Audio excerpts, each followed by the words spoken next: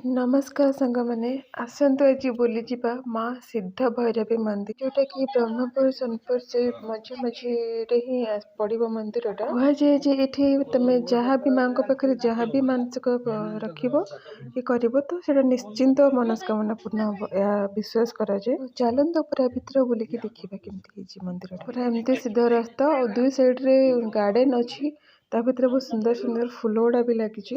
एबे आमे मंदिर भितर पहुंची गले एठू आरंभ करवा ठाकुर दर्शन ये जगह बहुत भीड़ थिला। यही जगह भगवान प्रत्येक वेश और प्रत्येक रूप यही जगह देखा मिल माने बहुत ही सुंदर विश्वास होना थे सबू रूप भगवान ये अच्छी।